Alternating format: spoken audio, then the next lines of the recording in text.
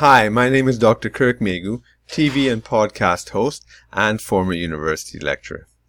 I want to tell you a story about when I was at the university and there was all sorts of internal politics. I was talking about this a bit before in a previous episode.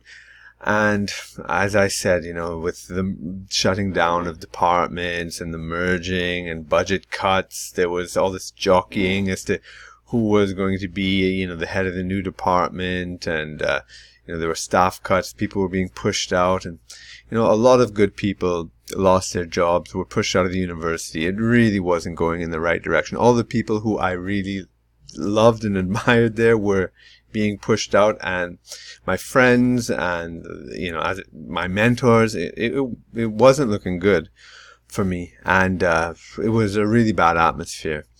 And well, at the time they were doing this series of lectures throughout the country, taking research and what people were doing at the university to the public, which was a good idea, except it was so mired in the politics, and I was also, it looked to me like I was being targeted as one of the ones that was going to be marginalized in the emerging dispensation, even though I had just been hired. So it was really not a good atmosphere, like what I was talking about before.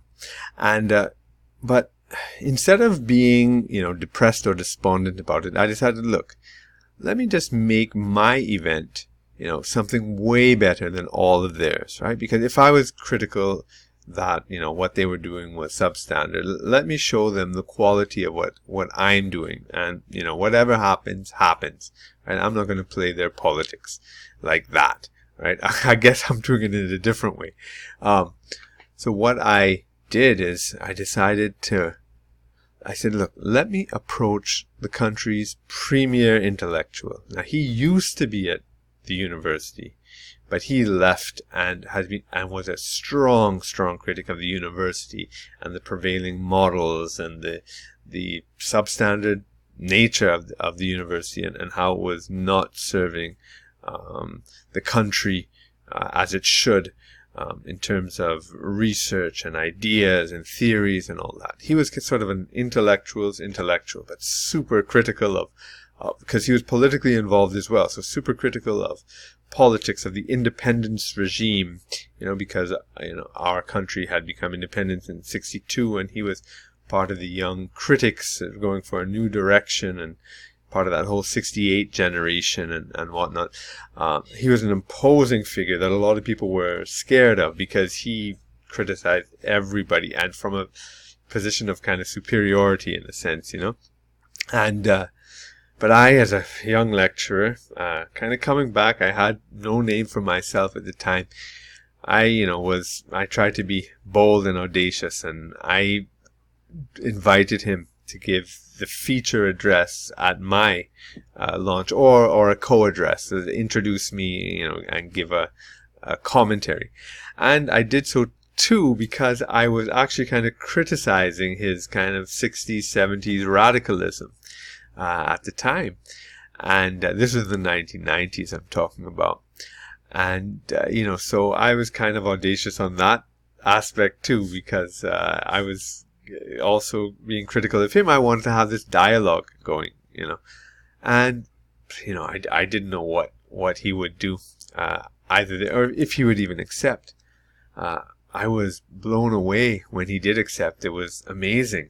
I couldn't believe it, he would show up at my event. Anyways, the thing went off really well.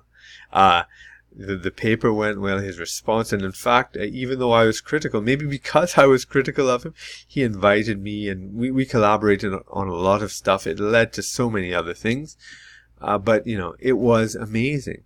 And when I reflect upon it, actually, what I think it had to be was something that made him come along, was the fact that I had this platform. And so he also used the platform himself. And so this was quite interesting, that this platform was something I could leverage.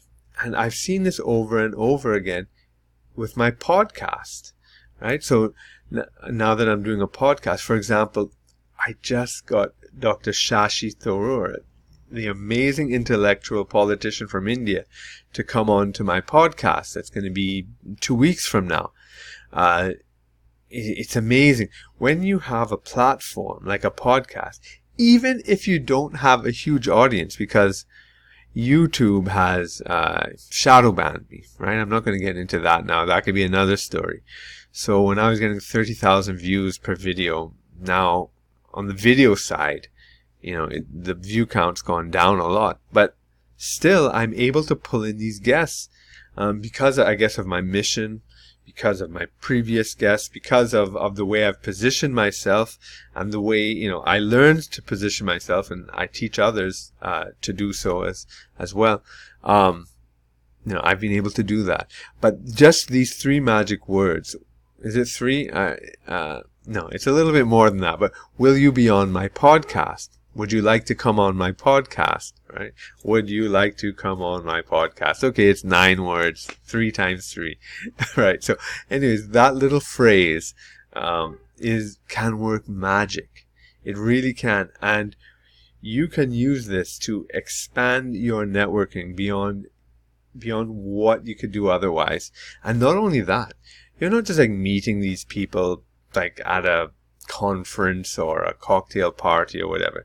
You're engaging in my conversations go for 90 minutes very often, right? So in a very deep, intense 60-minute to 90-minute, it could be 45-minute if you want to keep it shorter, but it's just really, really engaging conversation. And on a podcast, these people could be your heroes, could be leaders in the field, will reveal all sorts of things to you. You develop. It's not just any type of networking. It's quite amazing, right? So anyway, but once you have a platform like a podcast on iTunes that goes out to the world, you can leverage that and work that to an amazing degree. And that's what I've been doing with my podcast, and I think you should be doing it as well. It's really an amazing thing.